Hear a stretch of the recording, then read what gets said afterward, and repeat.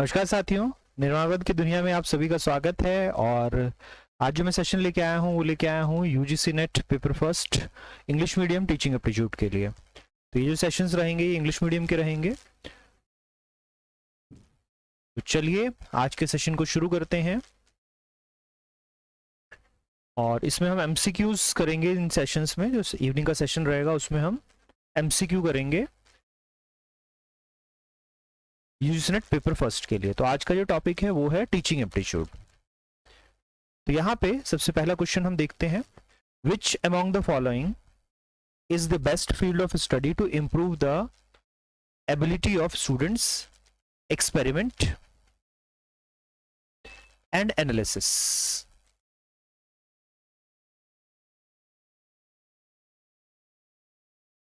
तो यहां पर हमें स्टडी करना है to improve the ability of students.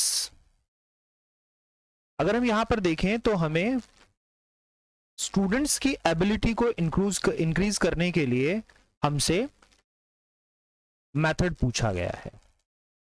ठीक है, अब अगर हम एक्सपेरिमेंटेशन बेसिस देखें और एनालिसिस बेसिस देखें तो यहां हमसे एपिस्टेमोलॉजी ऑफ द सब्जेक्ट पूछा गया है। और एपिस्टेमोलॉजी ऑफ द सब्जेक्ट हमें क्या देखने को मिलता है कि ये दोनों साइंस के वर्च्यू हैं।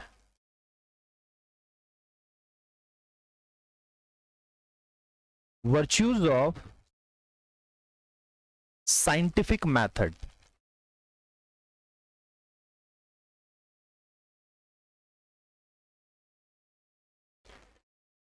तो ये साइंटिफिक मेथड के वर्च्यूज हमें देखने को मिलते हैं। वहीं पे अगर हम बात कर रहे हैं दूसरे की, हम लैंग्वेज की बात करें तो लैंग्वेजेस के वर्च्यू हमें क्या देखने को मिलते हैं? कम्युनिकेशन। इकोनॉमिक्स के लिए अगर हम यहां पर वर्च्यू देखते हैं एबिलिटी, तो हमें क्या देखने को मिलेगा? यहां पे हमें एनालिसिस रहेगा, लेकिन ये एनालिसिस कैसा रहता है? ये डाटा एनालिसिस रहता है। यहां हमें डाटा एनालिसिस करना होता है। शिवानी जी, आरव जी, आप दोनों का स्वागत है। और हिस्टोरिकल में हम देखते हैं तो यहां हम एविडेंस बेस्ड रिसर्च करते हैं। तो इसीलिए अगर हम एजुकेशन के हिसाब से यहां पर बात करें तो जो डोमेन हमें एक्सपेरिमेंटेशन देखने को मिल रहा है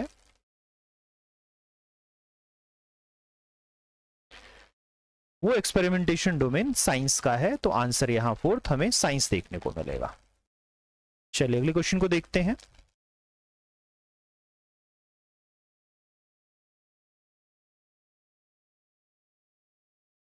तो सेकंड क्वेश्चन यहां पे हमें देखने को मिलता है, which among the following reflects best the quality of teaching in a classroom.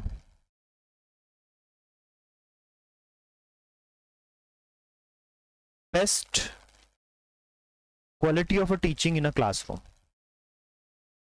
तो यहां जो हमें चार ऑप्शन दे रखे हैं वो हमारे पास क्या है? Through the use of many teaching aids in the classroom, through the quality of questions asked by students in a classroom, or through full attendance in the classroom, or through observation of silence by the student in the classroom. यहां पर क्योंकि quality of teaching से हमें बात करनी है, और quality of teaching अब किस तरफ जाती है? क्वालिटी ऑफ टीचिंग हमारे पास अब जाती है autonomy and activeness of learners. अब हमें जो क्वालिटी ऑफ टीचिंग देखना होता है उसका बेसिस रहता है autonomy and audience activeness of the learner. जो हमारा लर्नर है वो कितना एक्टिव है। ठीक है, अब अगर यहां पर हम देखें तो यहां हमें सबसे पहली बात की गई है use of many teaching ads. तो टीचिंग एड्स क्या ऑटोनॉमी को इंश्योर करेगा? इस बारे में हम श्योर नहीं है।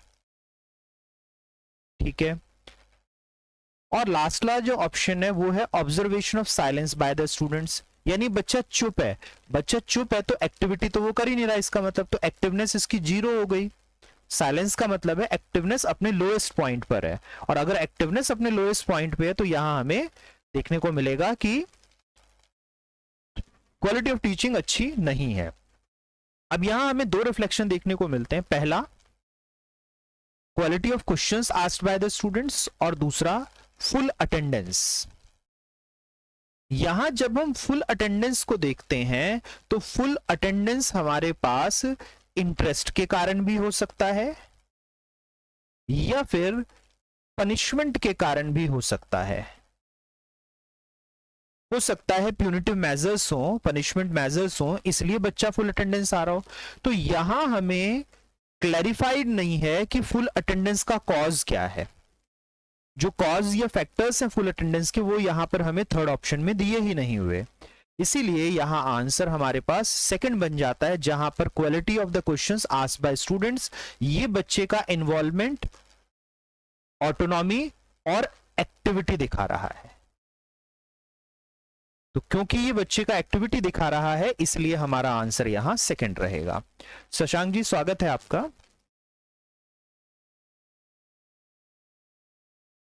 नेक्स्ट फिर हम इसमें देखते हैं among the following which one is not an instrumental material, sorry instructional material. तो यहां पर नॉट एन पूछा गया है इंस्ट्रक्शनल मटेरियल। तो किन किन से हम इंस्ट्रक्शंस देते हैं और किन किन से हम इंस्ट्रक्शंस नहीं दे सकते, यहां पर इस चीज को आपसे जानने की कोशिश की जा रही है। ठीक है, तो अब अगर हम यहां पर देखें तो हमें क्या देखने को मिलता है, यहां हमें देखने को मिलता है ऑडियो पॉडकास्ट। पॉडकास्ट हमें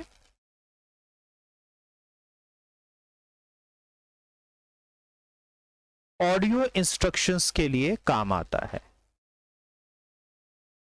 यूट्यूब हमारा एवी यानी ऑडियो वीडियो इंस्ट्रक्शन के लिए काम आ सकता है।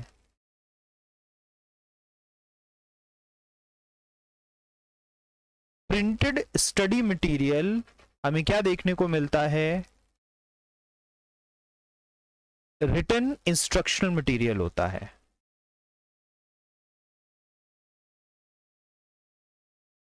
ओवरहेड प्रोजेक्टर एक हमारा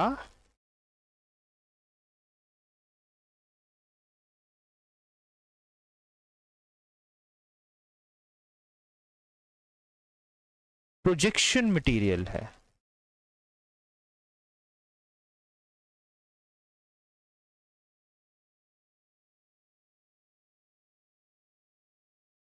तो ये हमें प्रोजेक्शन मटेरियल के रूप में देखने को मिलता है। तो इसीलिए यहां जो हम आंसर, क्योंकि नॉट पूछा गया है, नॉट एन इंस्ट्रक्शन मटेरियल, इसीलिए आंसर हमें फोर्थ देखने को मिलेगा। चलिए नेक्स्ट क्वेश्चन की ओर चलते हैं। Suppose as a teacher you are training your students in public speaking and debate. Which among the following is most difficult to develop among the students? तो यहां फिर से हमसे most difficult to develop पूछा गया है। क्या सबसे डिफिकल्ट है हमारा? अब अगर हम यहां पर देखें तो हमसे चार चीजें पूछी गई हैं। पहला, एक तो जब हम बात कर रहे हैं यहां पर तो हमें इंडिकेटर देखने को क्या मिल रहा है, हमें अपने स्टूडेंट्स को ट्रेन करना है, यानी हमारा स्टूडेंट का जो हम डेवलपमेंटल जोन देखेंगे वो देखेंगे एडोलेसेंट का। हमारे पास एडोलेसेंट या फिर हमारे पास यंग मैच्योर स्टूडेंट्स होते हैं जो कॉलेज गोइंग होते हैं। जो कॉलेज गोइंग स्टूडेंट्स हैं वो एडोलेसेंट होते हैं या फिर यंग मैच्योर हमारे स्टूडेंट्स होते हैं। हमें इनके ऊपर बात करनी है। ठीक है, अब मोस्ट डिफिकल्ट पूछा गया है। सबसे पहले हम देखें कि हमें करना क्या है। अब अगर हम देखें वॉइस मॉड्यूलेशन, तो वॉइस मॉड्यूलेशन हमारे पास क्या है, ये स्किल है। selecting appropriate language, using or selection appropriate language। यहां फिर से हमें स्किल देखने को मिल रहा है। कंसेप्ट की हम बात कर रहे हैं तो यहां हमारी अंडरस्टैंडिंग डेवलप हो रही है। कंट्रोल ओवर इमोशंस की बात कर रहे हैं तो ये पूरा अफेक्टिव डोमेन है और इसके लिए हमें इमोशनल इंटेलिजेंस को डेवलप करना है। और जो हमें मालूम है वो मालूम क्या है कि एडोलेसेंट बच्चा, इसको स्टैनले हॉल कहते हैं कि ये हमारे पास स्टॉर्म एंड स्ट्रेस, तूफान और दबाव का बच्चा रहता है। इसका मतलब इसके सबसे ज्यादा जो वोलेटाइल होते हैं वो क्या होते हैं, इसके वोलेटाइल इमोशंस होते हैं। इसीलिए जो सबसे कठिन, हमें जब अफेक्टिव डोमेन को डेवलप करना है, ये सबसे कठिन होगा क्योंकि सबसे ज्यादा वोलेटिलिटी इसी में होगी। जो वोलेटिलिटी है हमें वो सबसे ज्यादा इसी में देखने को मिलेगा। अचानक बच्चा इमोशनली इरप्ट कर जाता है, अचानक बच्चा इमोशनली बर्स्ट कर जाता है। तो इसीलिए यहां पे आंसर हमें पहला देखने को मिलेगा। चलिए अगले प्रश्न की ओर चलते हैं। Which among the following is best advantage of choice based credit system? तो यहां पर CBCS का एडवांटेज पूछा गया है। CBCS जो करिकुलम हम अब कॉलेजों में लागू कर रहे हैं प्रोग्रेसिव एजुकेशन में, उसका एडवांटेज क्या है? तो यहां अगर हम चारों ऑप्शन को एक एक करके देखें तो हमें क्या देखने को मिलता है? एग्जाम एंजाइटी कम करेगा बच्चे का, ठीक है। Helping teacher to complete syllabus on time, helping teacher to complete syllabus. अब हम सीबीएस में सिलेबस कंप्लीट करने को इंपॉर्टेंस देते ही नहीं, तो इसीलिए ये हमारा करिकुलम में अब हिस्सा नहीं रहता। अब हम बच्चे के लर्निंग ऑब्जेक्टिव्स, हम सिलेबस की जगह अब किस पे काम करते हैं? हम लर्निंग आउटकम्स के ऊपर काम करते हैं। सिलेबस हमने कितना कंप्लीट करवाया इससे मतलब नहीं है, बच्चा कितना डेवलप हुआ इससे मतलब है हमारा। फिर हम यहां पे बात करते हैं इंप्रूविंग क्लासरूम अटेंडेंस। यहां पे हम क्लासरूम अटेंडेंस को इंप्रूव करने की बात करेंगे। अब ये भी हमारा क्लासरूम अटेंडेंस, बच्चा अटेंडेंस में तो आ जाए लेकिन उसका लर्निंग आउटकम्स नहीं हो, तो ये इसीलिए बहुत अच्छा ऑप्शन नहीं है, हम इसे बहुत अच्छा चीज नहीं मानते। और लास्टली हम अगर देखें तो shift from teacher centric approach TCA to student centric approach, जिसे चाइल्ड सेंट्रिक अप्रोच कहते हैं, CCA। अनवर बगोरा जी स्वागत है आपका। तो यहां पर हम TCA से अब CCA की ओर जाने की बात कर रहे हैं। अब जब हम चॉइस बेस्ड क्रेडिट सिस्टम कह रहे हैं तो हमारा एग्जाम एंजाइटी रिड्यूस होता है, लेकिन जो एग्जाम रिड्यूस होता है एंजाइटी, ये भी तो TCA से CCA की ओर मूव हो गया, क्योंकि पहले हमारे पास टीचर इंड्यूस्ड एंजाइटी थी, जो शिक्षक हमारे बच्चों में एंजाइटी डेवलप कर देते थे टेस्ट के माध्यम से, वो था, उसे हम खत्म कर रहे हैं। इसलिए पहले ऑप्शन में हमारा चौथा भी, जो चौथा ऑप्शन है वो भी इंक्लूड हो गया, और क्योंकि हमारा वो ऑप्शन भी इंक्लूड हो गया इसीलिए हमारा आंसर यहां क्या देखने को मिलेगा? हमारा आंसर देखने को मिलेगा पहला यहां पर। चलिए अगले प्रश्न की ओर चलते हैं।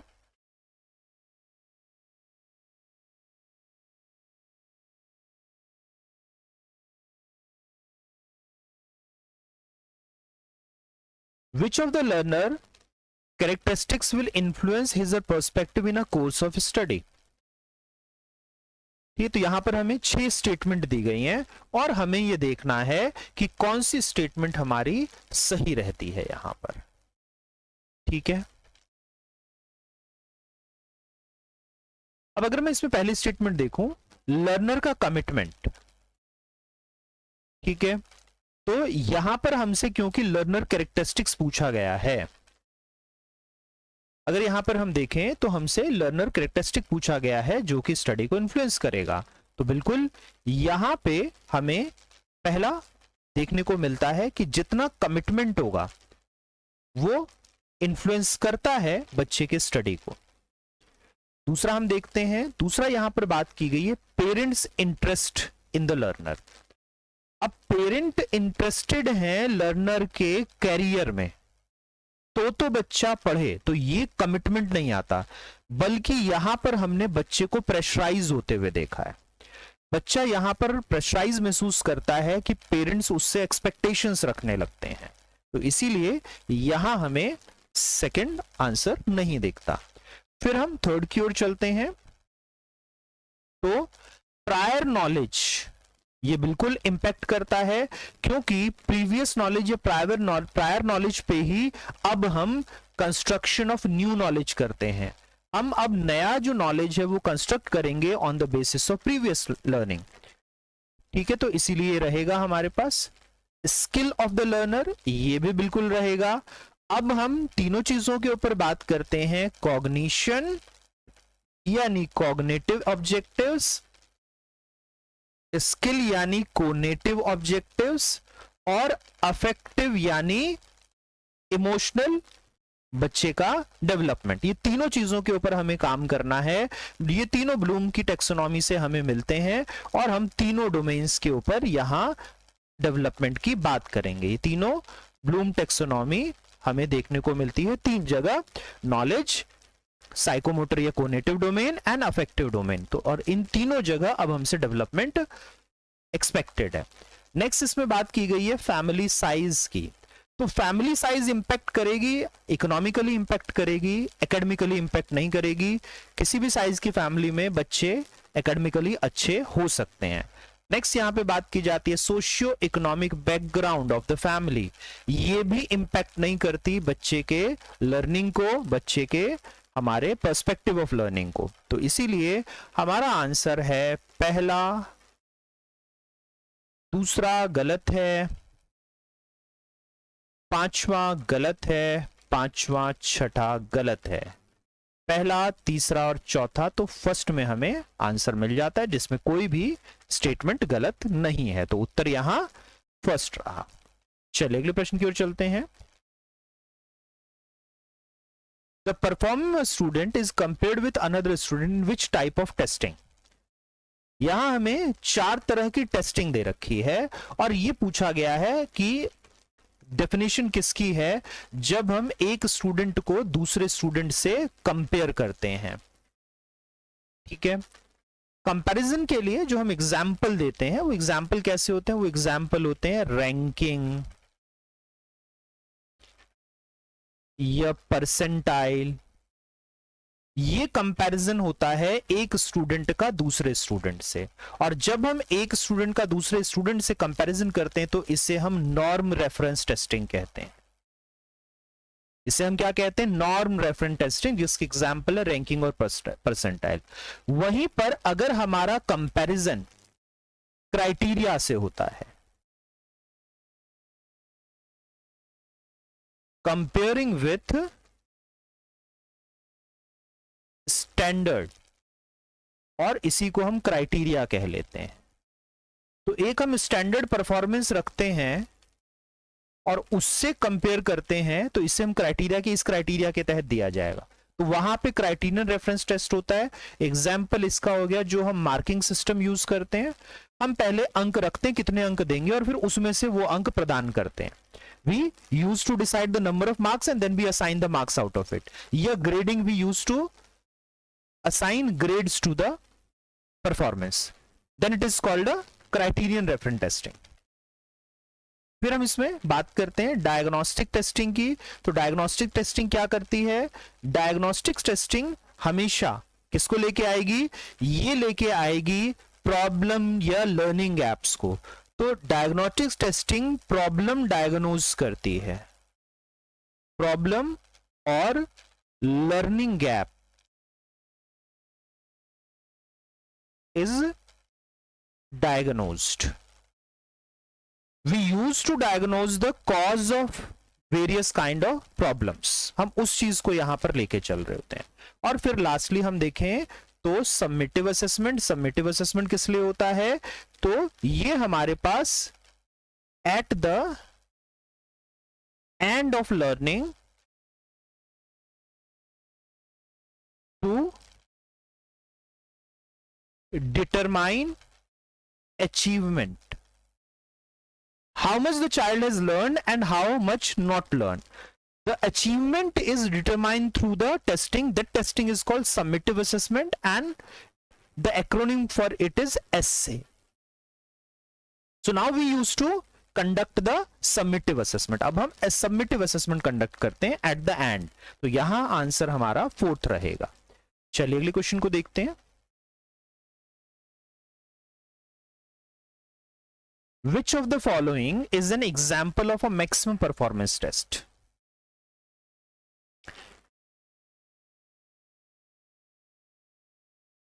तो यहां पे हम मैक्सिमम परफॉर्मेंस टेस्ट को लेके चल रहे हैं. अब यहां हम मैक्सिमाइज किस चीज को करने की बात कर रहे हैं? अगर हम यहां पर देखें तो मैक्सिमाइज हम किसको करने की बात कर रहे हैं? यहां पे हम मैक्सिमाइज करने की बात कर रहे हैं परफॉर्मेंस को. हमें परफॉर्मेंस को मैक्सिमाइज करना है.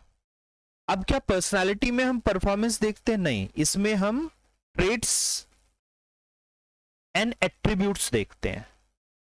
तो इसको मैक्सिमाइज किया जाएगा. प्रोजेक्टिव टेस्ट, इसमें भी क्योंकि ये पर्सनालिटी के हैं तो हम ट्रेट्स एंड एट्रीब्यूट्स देखते हैं. फिर एप्टीट्यूड टेस्टिंग हमें देखने को मिलती है. बिल्कुल यहां पर हम एप्टीट्यूड टेस्टिंग करेंगे क्योंकि एप्टीट्यूड किसको रिफ्लेक्ट करता है?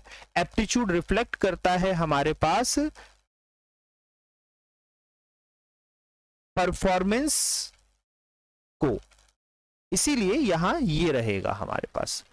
वहीं पर अगर हम बात कर रहे हैं इंटरेस्ट एंड एटीट्यूड स्केल्स की, तो ये स्केलिंग किस चीज को लेके जाती है? ये हमेशा हमें ओरिएंटेशन बताएगा कि the individual is oriented towards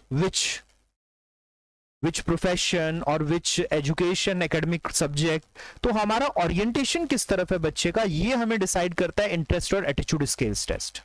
इसीलिए यहां आंसर हमें 3rd देखने को मिलेगा, जहां एप्टीट्यूड हमारे पास परफॉर्मेंस या फिर हम कहें वोकेशन या हम कहें प्रोफेशनल टेम्परामेंट इसको जज करता है.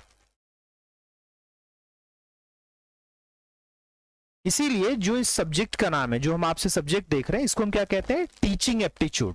यानी टीचिंग से रिलेटेड टेम्परामेंट का असेसमेंट करेगा ये क्वेश्चंस जो है. ये हम रिसर्च एप्टीट्यूड कहते हैं. तो रिसर्च एप्टीट्यूड यानी रिसर्च से जुड़े आपके परफॉर्मेंस, वोकेशन या फिर स्किल्स जो है वो उससे रिलेटेड है कि नहीं.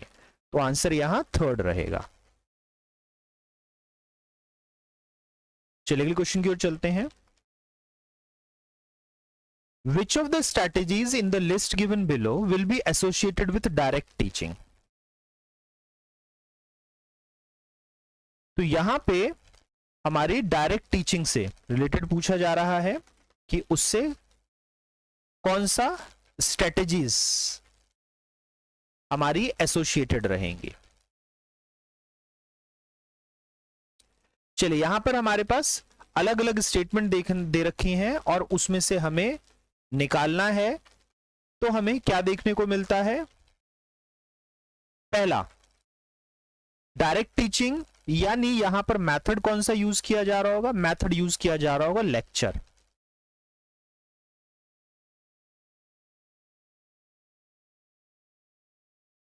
अब अगर हम देखें प्रोवाइडिंग एग्जांपल्स एंड एक्सप्लेनेशन, ये लेक्चर रहेगा. ये लेक्चर हमें देखने को मिलेगा. प्रोमोटिंग इंक्वायरी, नहीं इसमें लेक्चर, इसमें तो बच्चा क्वेश्चन पूछेगा, बच्चा क्वेश्चन पूछ के उसके आंसर देने की कोशिश करेगा. तो जब हम इंक्वायरी प्रमोट करेंगे तो चाइल्ड विल आस्क क्वेश्चंस, तो हम इसमें कहां लेक्चर देंगे? हम लेक्चर नहीं देंगे. ठीक है. फिर हम किसके ऊपर बात करते हैं? Focusing on concepts.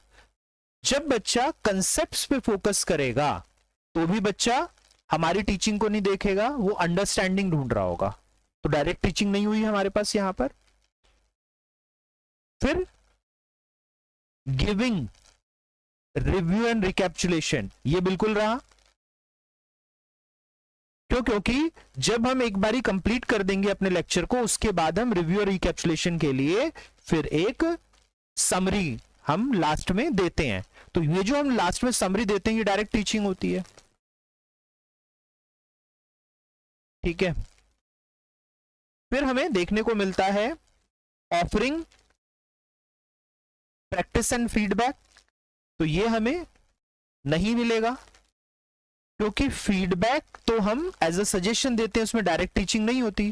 तो इसीलिए यहां पर प्रैक्टिस और फीडबैक नहीं रहेगा। फिर the child is raising questions और problems and he is doing problem solving. तो ये भी हमारे पास डायरेक्ट टीचिंग ना होकर फैसिलिटेशन है, टीचर इसको फैसिलिटेट करता है। तो इसीलिए ये भी उत्तर नहीं होगा, ये भी आंसर नहीं होगा। तो अब अगर हम इसके हिसाब से आंसर देखें तो हमें क्या देखने को मिलता है? हमें देखने को मिलता है कि फर्स्ट और फोर्थ, तो यहां पर फर्स्ट और फोर्थ के साथ हमें थर्ड ऑप्शन ठीक देखने को मिल रहा है। फर्स्ट और फोर्थ हम अगर देखें तो ये हमें किस में मिल रहा है? थर्ड आंसर में। इन्होंने फिफ्थ को भी ठीक मान लिया है, यानी ये प्रैक्टिस को अलाउ कर रहे हैं, है ना। यहां पर डायरेक्ट टीचिंग में प्रैक्टिस को अलाउ कर रहे हैं, जबकि फीडबैक नहीं होना चाहिए था, तो फीडबैक को इन्होंने मान लिया है। तो यहां पर हमें कौन सा आंसर देखने को मिलेगा? थर्ड आंसर देखने को मिलेगा। ठीक है, चलिए अगले प्रश्न की ओर चलें, अगले क्वेश्चन की ओर चलें। From the list given below identify those questions which are called process rather than content based questions. तो यहां हम टाइप ऑफ क्वेश्चन को देख रहे हैं, और टाइप ऑफ क्वेश्चन में हमसे प्रोसेस बेस्ड क्वेश्चंस की बात की गई है। अब हम कैसे कंटेंट बेस्ड कहते हैं? यानी जिसका बेसिस हमारे पास नॉलेज रहता है वो कंटेंट बेस्ड क्वेश्चन होते हैं। जिसका बेसिस नॉलेज होता है वो कंटेंट बेस्ड क्वेश्चन होते हैं, उसमें हमें नॉलेज की जरूरत होती है। ठीक है, तो एक एक करके इसको एनालाइज करते हैं। सबसे पहले कन्वर्जेंट क्वेश्चन। अब कन्वर्जेंट हमेशा क्या करेगा? कंटेंट को कन्वर्ज करेगा।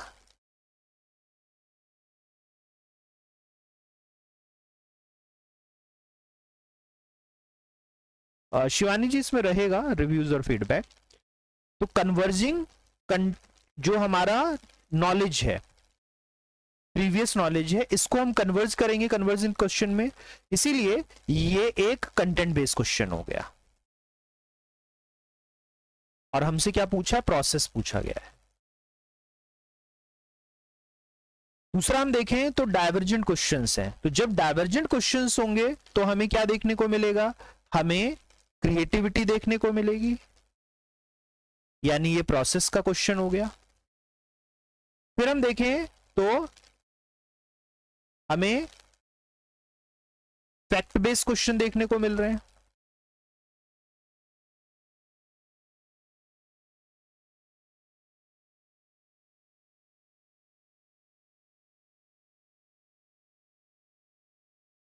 अब अगर हम बात करें तो हमारे फैक्ट बेस्ड क्वेश्चन क्या देखने को मिलता है?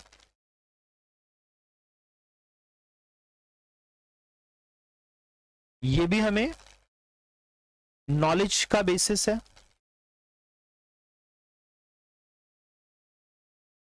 जिसमें हमें फैक्ट्स देखने हैं पूरे। ठीक है, नेक्स्ट हम इसमें बात करते हैं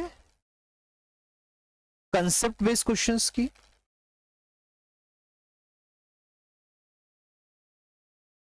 तो अगर हम कंसेप्ट की बात करें तो कंसेप्ट फिर से हमारा नॉलेज का कंसेप्ट होगा, ये भी नॉलेज बेस्ड क्वेश्चन है।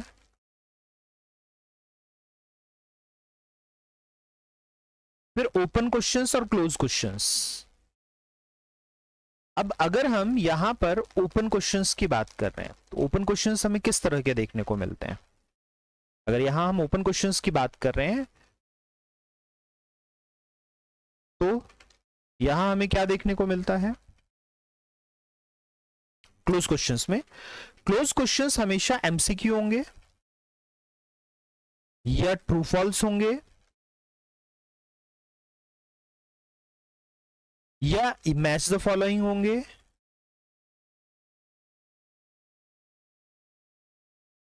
या हमें देखने को मिलेगा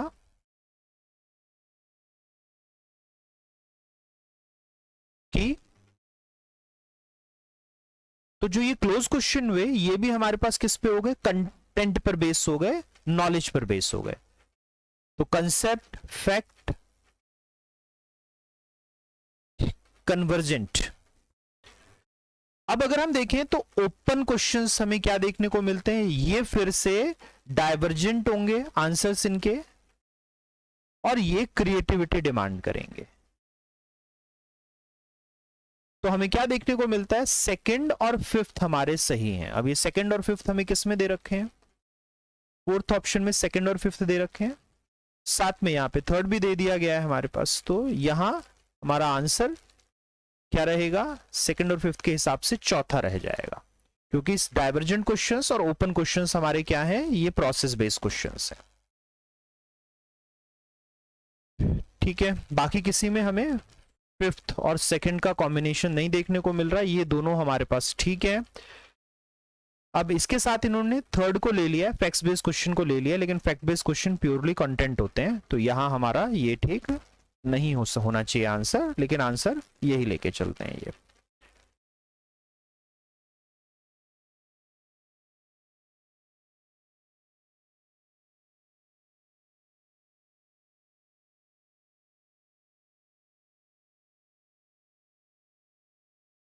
साथियों, उम्मीद करता हूं कि ये जो कंसेप्ट्स हैं आपको बहुत अच्छे से समझ में आए होंगे, और इस तरह के सेशंस मैं और लेके आता रहूंगा। लेकिन जो मैं सेशंस लेके आऊंगा वो मैं फिर अब नेक्स्ट बारी से, अभी तो मैंने इस पे एक सेशन ले लिया, नेक्स्ट बारी से ये सेशन जो है वो मैं दूसरा जो नेट का चैनल है उसके ऊपर लेके आऊंगा, और यहाँ पर मैं एक आपको पोस्ट डाल दूंगा ताकि जो नेट से रिलेटेड बच्चे हैं वो उसके ऊपर शिफ्ट होके उसके ऊपर इस पोस्ट को देख लेंगे। ठीक है, तो अगर आपने अभी तक सब्सक्राइब नहीं किया है तो उस चैनल को भी सब्सक्राइब कर लें, जिसमें यूजीसी नेट के ऊपर काम होगा एक्सक्लूसिव के। ठीक है, इंट्रोडक्शन वीडियो मैंने इस चैनल पे ले ली है, इसके बाद मैं ये लाइव सेशंस उस पे लूंगा, और हाँ इसके ऊपर मैं रिकॉर्डेड सेशंस उसके डाल दूंगा। इस चैनल पे भी जो बच्चे हैं उनके लिए मैं रिकॉर्डेड सेशंस डाल दूंगा, यानी वो सेशन को मैं रिकॉर्ड और एडिट करके इस चैनल पे भी डाल दूंगा, लाइव सेशन में उसके ऊपर लूंगा। अगर अभी तक आपने सब्सक्राइब नहीं किया तो उस चैनल को सब्सक्राइब जरूर कर लें। नीलकंठ एजुकेशन का नेट चैनल है, हमारे बायो इंफॉर्मेशन में वो दे रखा है। आप हमारे चैनल को एक बारी खोलेंगे, चैनल का पेज खोलेंगे तो उसमें वो इन्फॉर्मेशन और वो चैनल आपको लिंक में दिया हुआ है, तो आप उसको सब्सक्राइब कर सकते हैं। तो जितने साथी जुड़े हैं, उम्मीद करता हूँ आपने कुछ कंसेप्ट्स को सीखा होगा। अगली कक्षा में आपसे फिर मुलाकात होगी, फिर मिलेंगे साथियों, नमस्कार।